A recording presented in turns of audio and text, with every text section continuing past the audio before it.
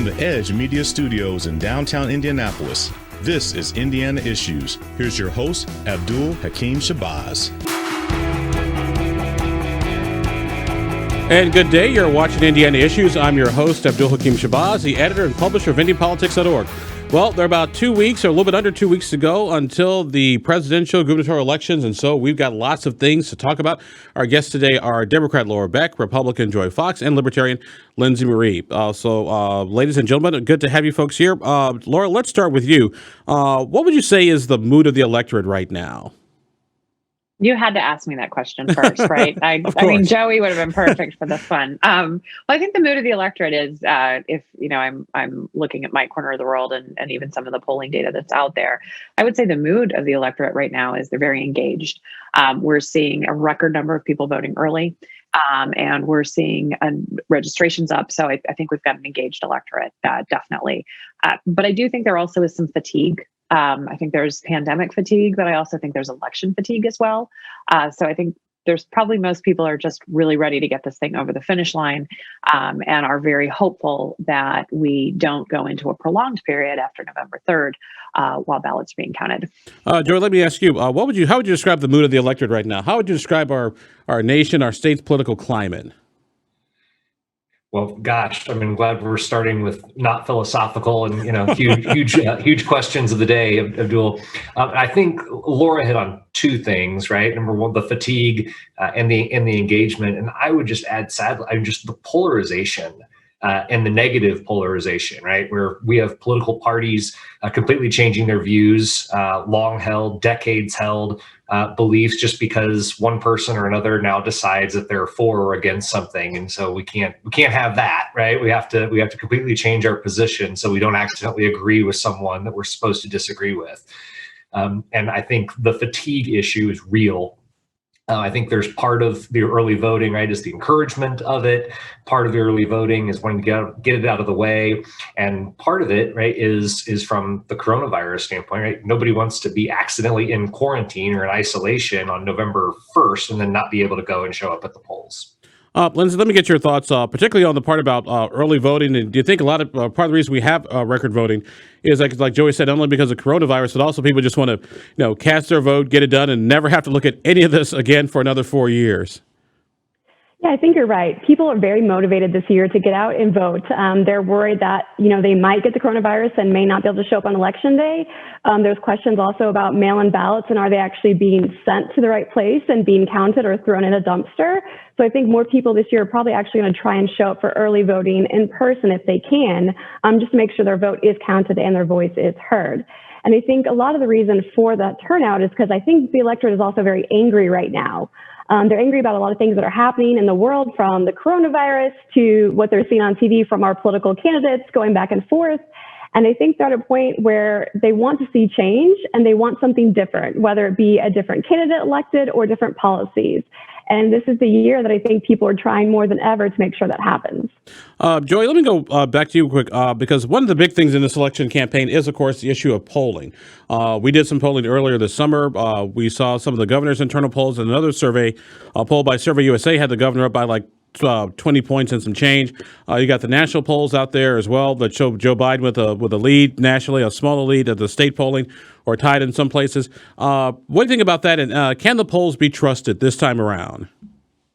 Well, I think you just have to be a good media consumer and ask good questions, right? What are the polls asking, and how are they conducted, right? Are you talking to just all random registered voters? Are you talking to likely voters? Are you talking to voters who've already voted?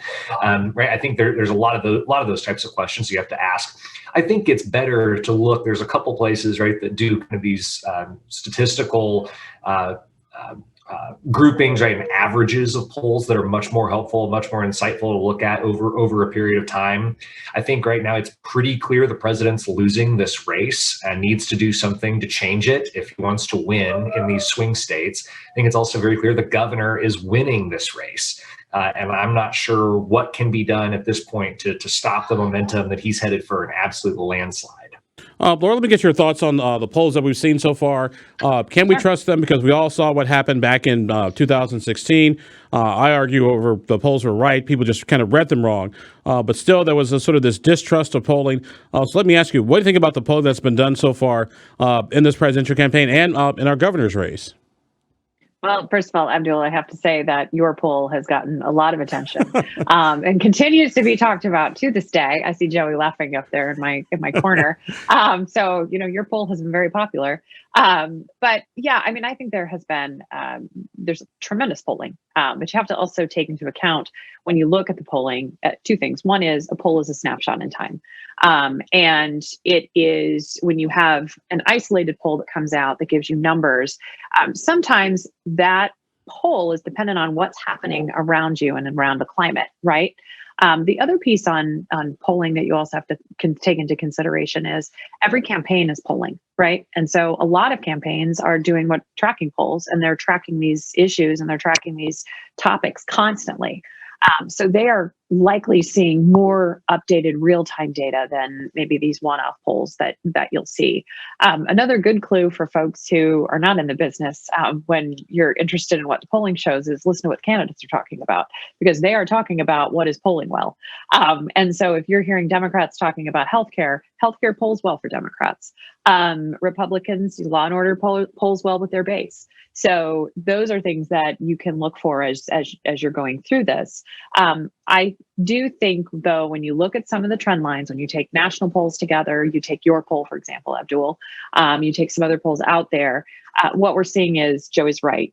Donald Trump is not ahead right now. And even when you look at some of the recent polling that came out, I think it was a Survey USA poll, he and Biden are very close in Indiana, which he really shouldn't be.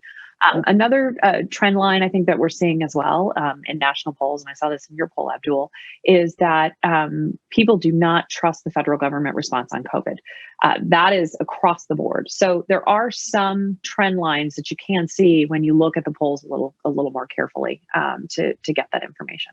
Lindsey, let me get your thoughts. Polling, should we trust it? How much faith should we put in it? Or should we just look at it like Laura and Joey said, as more sort of snapshots in time and then maybe try to discern a trend or two? I think they're both right that it's just a snapshot in time. One thing to note, too, especially when we're talking about national polls, is a lot of these polls aren't asking, basically, would you vote for all the candidates that you have on your own ballot? They're only asking if someone will vote for Trump or Biden. And unfortunately for those two candidates, there are other candidates that will be on the ballot in all 50 states. So if you're not asking if someone would vote for the Libertarian candidate or maybe the Green Party candidate, you're not really getting accurate polling because you're leaving out a percentage of the population. And a lot of people always like to say that, Republicans, they disaffect sometimes to libertarians, but there is a strong libertarian base in each state. And between different metrics in Indiana, it's between 3% and 4% that they're going to poll. So I think that's one thing to look at in terms of accuracy. Obviously, in Indiana, thankfully, they are asking about Donald Rainwater, and his numbers are upticking as that's happening. All right. Well, our guests today so far are Lindsey Marie, Libertarian, Republican Joy Fox, and our friend Democrat Lara Beck. You're watching Indiana Issues, coming to you from the Edge Media Studios in downtown Indianapolis. Folks want to change gears a little bit to actually talk about the presidential race, Donald Trump versus Joe Biden. Lindsey, let me start with you. What do you think? What are you seeing? What are you hearing? What are you seeing about 2 weeks out and some change? I think people that were going to vote for Biden 6 months ago are still going to, and the same with Trump. I don't think we've seen a lot of change. Unfortunately, the Libertarian candidate is probably polling about 3% right now, which is really unfortunate, but I just don't think she has the same sort of name recognition as a Gary Johnson had. But when we look at Donald Trump and Biden, I kind of see them as two sides of the same coin in some aspects. Neither of them, I think, have great ideas for criminal justice reform, which is very near and dear to my heart. Biden is still pushing these one-size-fits-all mandated policies that have disastrous consequences, like mandatory drug rehab for all drug offenders. That's going to end up with really bad side effects, and mandatory treatment isn't just unethical, it's actually downright dangerous. So it doesn't look like he's learned from his past mistakes, and Trump sometimes does things that I like, but for the most of the time, criminal justice-wise, he's not doing the right thing. Joy, let me get your thoughts. Do you see the president losing re-election right now, or do you see him possibly pulling an upset? Because there's always that talk about the silent Trump supporter who doesn't necessarily like to talk about they're supporting Donald Trump. They just sort of go about their business and they go into the voting booth and then pull the switch? I don't really buy the silent voter in 2020 on either side of this thing. I mean, there's boat parades for Trump, and if people are Whoops, Joe, we lost you for a second there, so we'll come back to you. Let's go ahead and go over to Laura. Laura, let me throw that question at you. Do you see do you believe that silent majority out there that's going to vote for Donald Trump, or for that matter, those silent Republicans are going to vote for Joe Biden? Well, I think rather than answer your question, Abdul, I'm going to answer another question. It's like a debate. Right, exactly. Especially as we talk about voters and where we see them coming out. I think what we're going to see is a massive shift in the suburbs. I think especially in like Hamilton County is a great example. The 5th District is a great example. We're going to see a trend toward the Democratic candidates there. I think Trump is not helping himself at all. The debate he had against Biden was an absolute disaster. I refer to it as a goat rodeo someplace else, which it was. I mean, it was a disaster. He then came down with COVID. They had dueling town halls.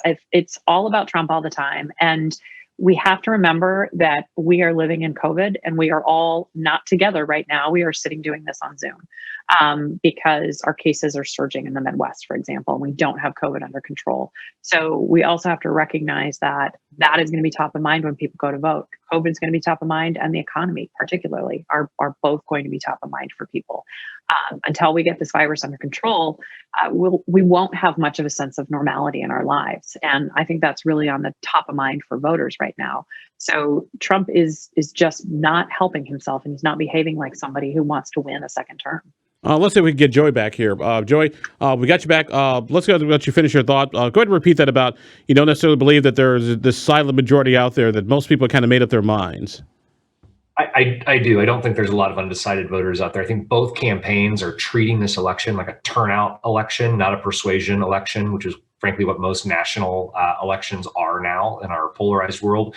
I would just add here that to kind of expand on Laura's point, Mike Pence actually gave the right roadmap to Donald Trump for how to gain back ground on this. And that is to talk about Joe Biden and talk about Biden's positions and talk about where Biden stands, because those positions aren't really popular with the American people. And if that's the conversation, Donald Trump has a much better shot, but that would require him to not make every single thing about him all the time. And so we'll just have to see where we end up. Lindsey, let me get your thoughts on COVID-19 and how's COVID-19 impacted this campaign, do you think? It definitely it's changed it in terms of the number of in-person appearances that the candidates have done. I think Trump is still probably doing a lot more than Biden has. And that could be a strategy, though, of Biden's to not do as many for other reasons. I think more of it is going to what we're seeing on TV with the debates, more people potentially tuning in, and they're trying to really push through on social media. But on social media, they're only preaching to their own choir. I don't think anyone's ever seen a tweet from the opposing side that really convinced them, oh my God, I'm wrong. I need to go ahead and change that voter registration today. It doesn't happen that way. People are still going to vote the way they're going to vote. And I think Laura brought up a great point about how awful that debate was. I think the one thing for me it solidified was that these two people are not fit to be presidents and that we need a grown-up in the room. And it's interesting because that night the Libertarian candidate's website actually crashed because of the amount of traffic that happened right afterwards. So I think a lot of people did see like what the two options are and are not very happy with them. You're watching Indiana Issues. I'm your host, Abdul-Hakim Shabazz, the editor and publisher of IndianaPolitics.org. Our guests today are Democrat Lara Beck, Republican Joy Fox, and Libertarian Lindsey Marie. When we come back, we're going to take a look at the governor's race, the CD5 race, and, of course, we got time, the Attorney General's race as well. You're watching Indiana Issues. We'll be right back.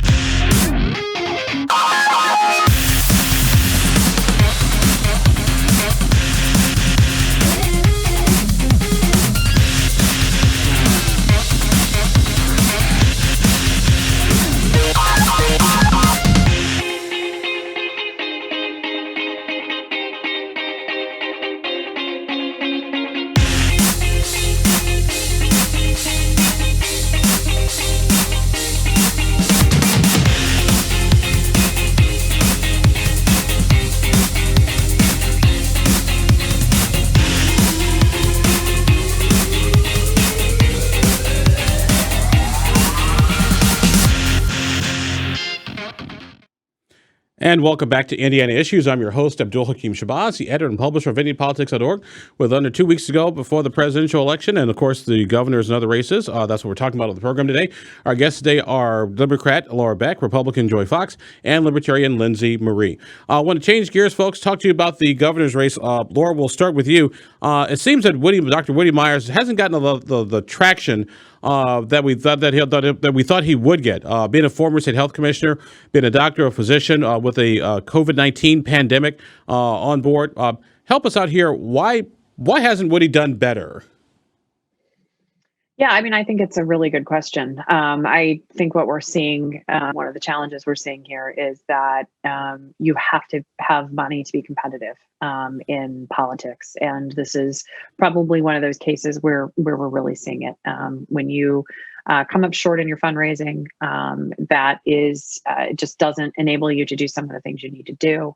One of the challenges as well is that we are in an incredibly fragmented landscape right now, especially with even your earned media. So it's challenging when you've got reporters and producers and editors, as you know better than anybody, who are covering 5, 6, 7, 8 topics, and then have to take furloughs.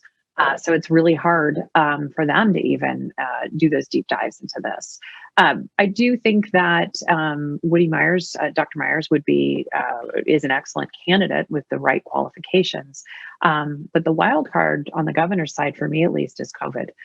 Our cases just continue to go up, and the governor is not pulling back on not even moving back, but adjusting where we are at stage 5 to account for this spike in cases. I mean, it's Friday and we've crossed 2,000. So I feel like COVID could potentially take away some votes.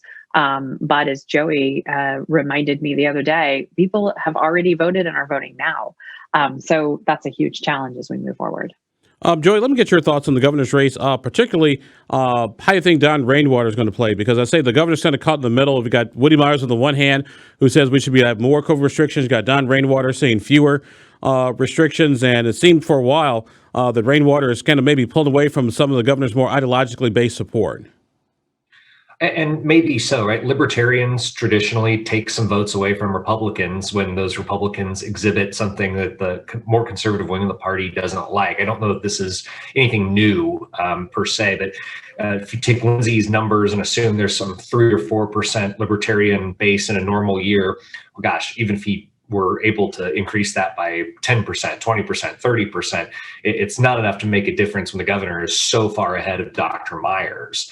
I think that what you have seen from the governor, though, and what you've seen there is his consistent willingness to follow the advice of his health officials, to follow the data, and use science to manage this pandemic. Even Lara kind of took a shot at not pulling back from stage 5, but in his press conference yesterday, the day before, he walked through that the data is saying it's not from people, it's not the fact that nothing was spreading at 250-person events and now it is spreading at 500-person events. It's not that. It's small groups, small gatherings where people are not wearing their masks and they're not social distancing. And so I think his consistent ability to follow the advice of his health officials has impressed most Hoosiers, and they'll reelect him. Lindsey, let me get your thoughts on this, particularly from the Don Rainwater perspective, since he is a Libertarian candidate for governor. Like I said, when we polled back in the early September, he had 24% of the vote. Now the polls have been about 8 to 11% and some change. What role does Don Rainwater play in this gubernatorial race? I think he plays a very important role. And the first thing to note is that Libertarians don't take votes away from anybody. If a Libertarian earns a vote from a Republican or a Democrat, it's because they did a better job of earning that vote. So Rainwater is doing a better job in some instances within the Republican Party of earning those votes because he's putting forth an agenda that is something that actually aligns with what most Republicans claim to be for, which is limited government, limited intervention, things of that nature, personal responsibility. And so I think what we're seeing are Republicans who are angry that their so-called Republican candidate is not following what they think the platform and the party stands for. And so they also look at the Democrat, and he's for the same sort of measures, the mask mandates, lockdowns, that sort of thing. So really, they only have a choice between one of those candidates or the Libertarian, and that's where they're going. In other races, we kind of see this happen where a lot of times the Republicans and Democrats put forth similar solutions to the same problem. So there really isn't a choice unless you're getting a third or fourth party candidate into that race.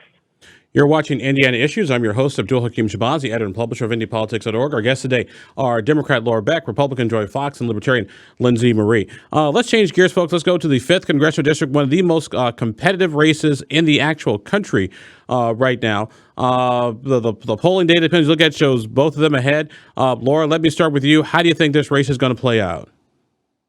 I think Christina's going to win. I really do. I think she is surging at the right time. She has outraised Victoria Spartz. She has put forth a really positive bipartisan agenda.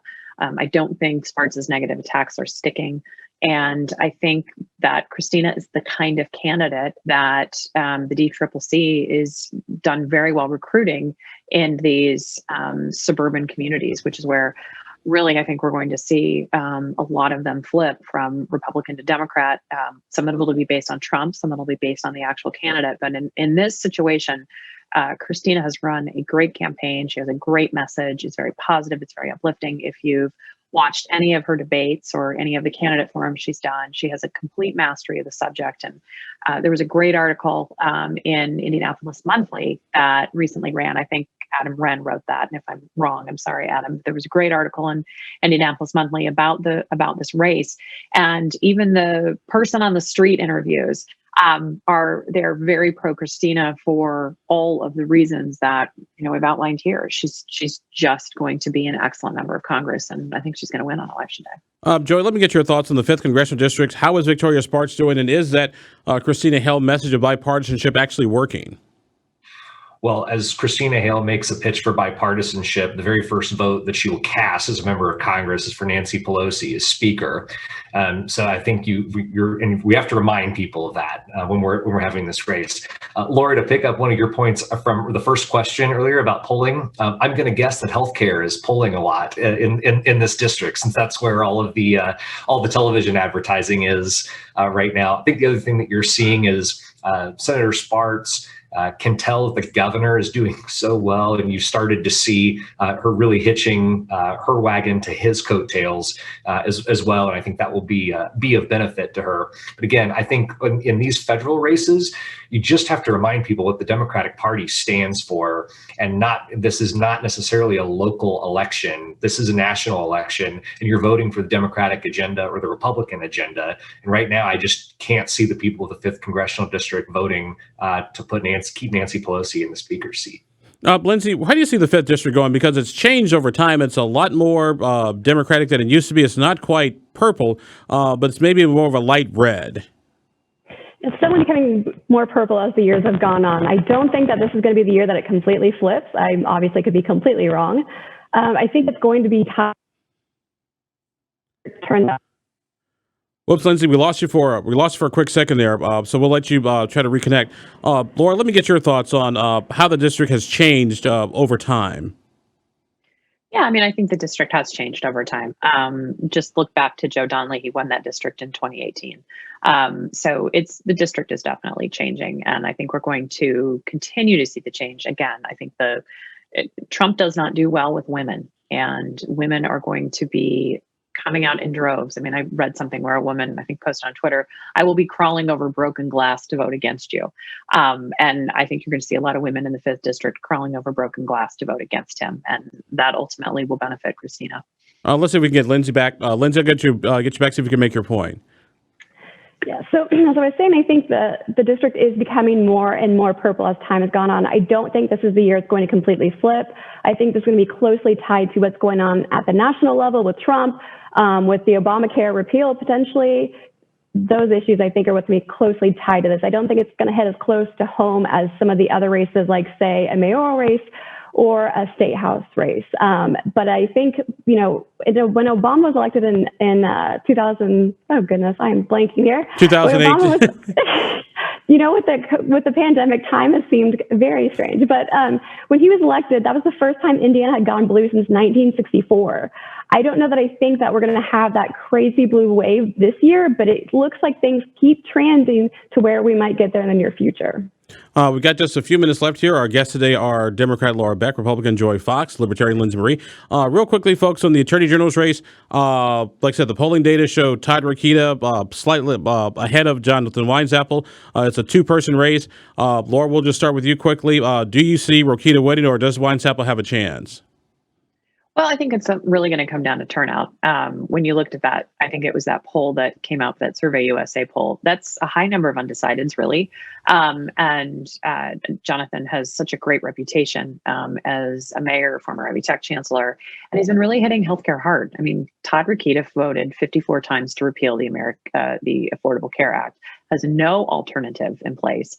And this lawsuit put forth by the Attorney General is going to be heard before the Supreme Court. And Todd Rokita has no alternative that he has out there. So again, I think healthcare is going to help us in this area as well. Joey, how do you see that race boiling out, the Attorney General's race? Todd Rokita, Jonathan Weisapple. There's like 8 people that show up to the polls to vote for Attorney General, and so these are party-based and turnout races. Assuming there is no blue wave, as Lindsey kind of talked about, it's a Republican state. Todd Rokita should win this pretty easily. Lindsey, your thoughts on the Attorney General's race? I agree with Joey. It's going to be an issue where people, if they're voting straight ticket or a straight party, they're going to go ahead and vote for Rokita, and more of them will be doing that because they're the Republican voters. I don't think that Weisapple has done much in terms of making sure that everyone across the state knows he's even running.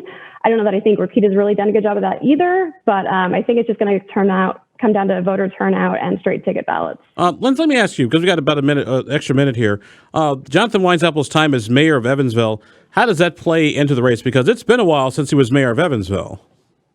It's been a while. And if you go to his website, he has this ad sort of taking claim for everything that happened after the 2005 tornado, which I lived through and came through my own home. He shows pictures of people volunteering and helping out others, and he seemingly takes a little bit credit for it.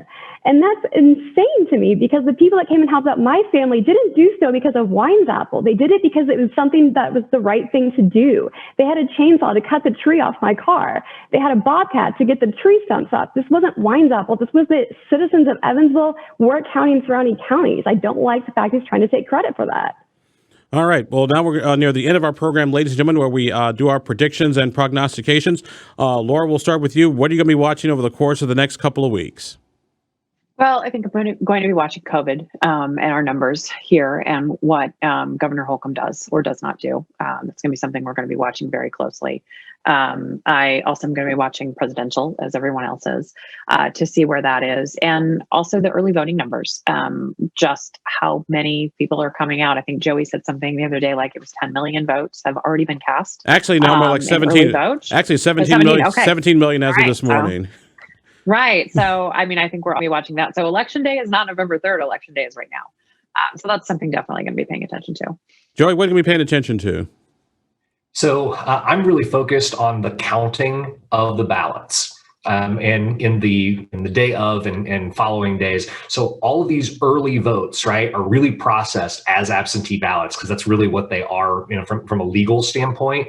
It's going to take us a minute to do these. If there are close races, we're going to have to exhibit some bipartisan patience and understand that nothing, presumably nothing nefarious is going on. It's just going to take a while to open all of these and get them counted, especially in Marion County and Lake County, to get this done. So we just need to be prepared for a little bit of patience, in Indiana specifically, and probably nationwide. Lara, Lindsey, you get the last word. So what I'm watching is a little bit different than Indiana politics, but it could be very historical. So in Arkansas right now, it's a two-way race between Tom Cotton, the Republican, and Ricky Harrington, who's a Libertarian. And right now, Tom Cotton is actually polling below 40 or 50%.